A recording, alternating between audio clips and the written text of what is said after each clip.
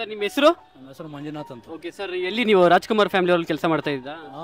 ಆಗ ಈಗಿಲ್ಲ ಬಿಡಿ, ಸುಮಾರು ಒಂದು 20 ವರ್ಷಕ್ಕೆ ಮುಂಚೆ ಅವ್ರ ಮನೇಲಿ ಒಂದು 10-12 ವರ್ಷ. ರಾಜ್ಕುಮಾರ್ ಫ್ಯಾಮಿಲಿ ಅಂದರೆ ಪಾರ್ವತಮ್ಮರ ತಮ್ಮ ಇದ್ದಾರಲ್ಲ, ಅವ್ರ ಮನೆಯಲ್ಲಿ ಕೆಲಸ ಮಾಡ್ತಾ ಇದ್ದಾರೆ. ಇಲ್ಲಿ west of chord road Mahalakshmi ಲೇಔಟಲ್ಲಿ ಅವ್ರ ಮನೆ ಇದೆ. ಅವಾಗ ಒಂದು ಮಾಮೂಲಿ ಮನೆ, ಇವಾಗ ಅದು ದೊಡ್ಡ ಬಿಲ್ಡಿಂಗ್ ಆಗ್ಬಿಟ್ಟಿದೆ. ಅಲ್ಲಿ ಕೆಲಸ ಮಾಡ್ತಾ ಇದ್ದೆ. ತೂಗುದೀಪ ಶ್ರೀನಿವಾಸ ಅವರು ದರ್ಶನ ತಾಯಿ ದರ್ಶನ ಕರ್ಕೊಂಡು ಅಲ್ಲಿಗೆ ಬಂದರು.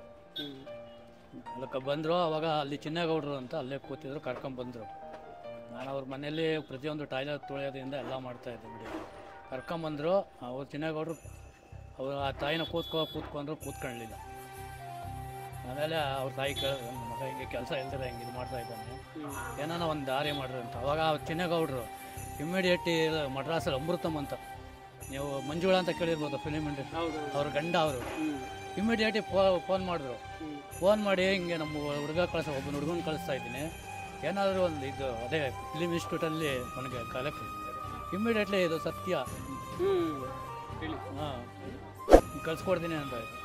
ಅವರು ಅಲ್ಲಿಂದ ಇದು ಮಾಡಿದ್ರು, ನಾಳೆನೇ ಕಳಿಸ್ಕೊಡಿ ಅಂತ. ಆವಾಗ ಪಾರ್ವತಮ್ಮವ್ರಿಗೆ ಫೋನ್ ಮಾಡಿದ್ರು ಇವರು.